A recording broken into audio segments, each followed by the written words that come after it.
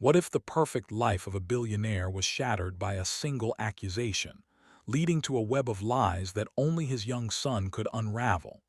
Dive into the suspense as secrets unfold, and stay till the end to discover the shocking truth that changes everything. In the sprawling mansion perched on the cliffs overlooking the Pacific Ocean, where the waves crashed relentlessly against the rocks below, Alexander Harrington lived a life that most could only dream of.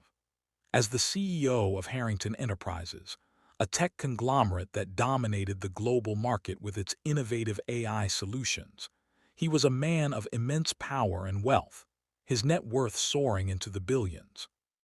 His days were filled with board meetings, high-stakes negotiations, and the occasional philanthropic gala, but his nights were reserved for his fiancée, Victoria Langford, a stunning socialite with a smile that could light up any room and eyes that hid a multitude of ambitions.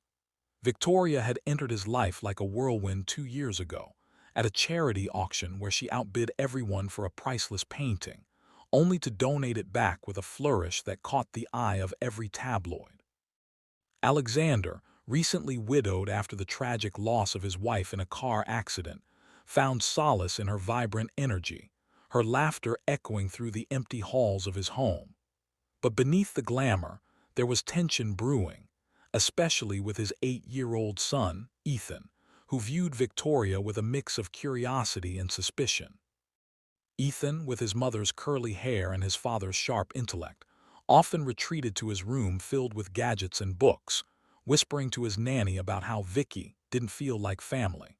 The maid, Maria Gonzalez, had been with the family for over a decade, a loyal woman in her 50s who had practically raised Ethan after his mother's passing.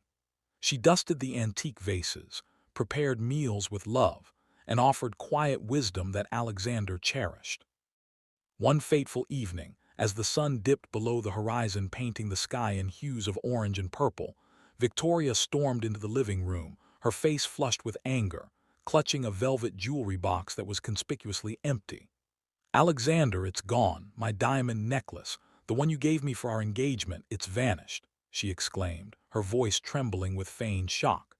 Alexander, sipping his scotch by the fireplace, set down his glass and approached her, concern etching his features. "Are you sure? When did you last see it?" Victoria pointed an accusatory finger toward the kitchen where Maria was quietly polishing silverware. "It has to be her. She's the only one who cleans our bedroom. I've noticed things missing before, small things, but this is worth millions." Maria froze, her hands trembling as she dropped the cloth, her eyes wide with disbelief. "Senor Harrington, I swear I would never. I've been loyal to this family." But Victoria cut her off, her tone sharp and unyielding. "Loyal? You've been eyeing my things since I moved in. Alexander, you have to do something." The accusation hung in the air like a storm cloud, and Alexander, torn between his love for Victoria and his trust in Maria, called for security to escort the maid out pending an investigation. Ethan, who had been eavesdropping from the staircase, felt a knot in his stomach. He knew Maria was innocent, but how could he prove it? As the night wore on, Alexander paced his study, the weight of the decision pressing on him. He remembered how Maria had stayed up all night when Ethan had the flu, how she baked his favorite cookies on his birthday. Doubt crept in, but Victoria's tears seemed so real, her embrace so comforting. Little did he know, this was just the beginning of a deception that would unravel his world. The next morning, the mansion buzzed with police activity as detectives combed through the rooms, fingerprinting surfaces and questioning staff. Victoria played the victim flawlessly, recounting how the necklace symbolized their love, her voice breaking at just the right moments. Ethan, sent to school to avoid the chaos, couldn't concentrate. Images of Maria's tear-streaked face haunted him. During recess, he confided in his best friend Tommy about the mean lady who was trying to get rid of Maria. Tommy, wide-eyed, suggested Ethan play detective like in the movies. Inspired, Ethan snuck back home early, hiding in the shadows of the garden as he watched Victoria slip into the guest house, a place rarely used. Curiosity piqued, he followed quietly, peeking through a window to see her rummaging through a drawer, pulling out something shiny, the necklace. His heart raced, but before he could process it, she tucked it away and left. Was this proof? Ethan dashed back to the main house, his mind swirling with questions. That evening, as dinner was served by a temporary caterer, Victoria announced plans for a lavish wedding, her excitement a stark contrast to the gloom. Alexander nodded absently, his thoughts on Maria, who was now staying with her sister, devastated by the betrayal. Ethan, picking at his food, finally spoke up. "Dad, what if it's not Maria? What if someone else took it?" Victoria laughed lightly. "Sweetie, who else could it be? Don't worry your little head." But Ethan's eyes narrowed. He knew he had to find more evidence. Over the following days, the investigation dragged on, with no fingerprints on the box except Victoria's and Maria's routine ones from cleaning. Alexander hired a private investigator, Mr. Reynolds, a grizzled man with a knack for uncovering secrets. Reynolds interviewed everyone, noting Victoria's poised demeanor and Maria's genuine distress. Meanwhile, Ethan embarked on his own sleuthing, planting a small camera from his toy set in the guest house. Late one night, as thunder rumbled outside, he reviewed the footage on his tablet, gasping as he saw Victoria entering again, this time speaking on the phone. "Yes, the plan is working. Once Maria's out, we'll have full control." Who was she talking to? Ethan's hands shook. This was bigger than he thought. The next day, Alexander received a call from Reynolds. "Sir, there's something off about your fiancée's background. Her family isn't as wealthy as she claims, debts, scandals." Alexander dismissed it at first, but seeds of doubt were planted. Victoria, sensing the shift, amped up her charm, planning a surprise getaway. But Ethan couldn't hold back anymore. During a family movie night, as popcorn scattered on the floor, he blurted out, "I saw Vicky with the necklace." Victoria's face paled, but she recovered quickly. "He's just a child imagining things."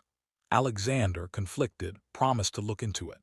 As the chapter built tension, secrets layered upon secrets. Victoria's hidden affair with Alexander's business rival, her plot to frame Maria to eliminate witnesses to her schemes, and Ethan's growing determination to protect his family. The mansion's opulent rooms hid dark corners where whispers of betrayal echoed. Alexander delved deeper, uncovering forged documents in Victoria's drawer, hinting at embezzlement from his company. Maria, from afar, provided alibis through her logged cleaning schedules. Ethan's camera captured more, Victoria meeting a shady figure exchanging envelopes. The climax of the chapter approached as Alexander confronted Victoria in the grand ballroom, chandeliers glittering above. "Is it true? Did you frame Maria?" Victoria denied vehemently, tears flowing. But then Ethan's voice pierced the air from the doorway. "She's lying, Dad. I have proof." The chapter ended on a cliffhanger, with Ethan holding his tablet, ready to reveal all, leaving readers breathless for the resolution. As Ethan's small voice echoed through the ballroom, "My stepmother is to blame," the room fell into a stunned silence, the weight of his words hanging like a guillotine. Alexander turned to his son, his face a mask of confusion and hope, while Victoria's composure cracked for the first time, her elegant facade giving way to a flicker of panic.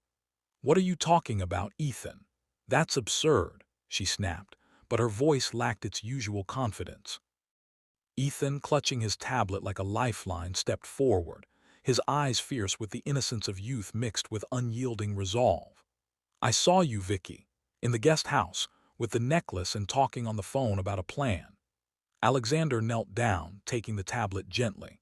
As he played the footage, the grainy images revealed Victoria's clandestine actions, hiding the jewelry, whispering conspiratorially into her phone, and meeting a mysterious man who handed her a briefcase. The evidence was damning, but Victoria rallied. "This is manipulated. He's just a kid playing with toys." But Alexander's trust was eroding fast. He called Reynolds back, demanding a full report. As the investigator arrived, documents spilled out.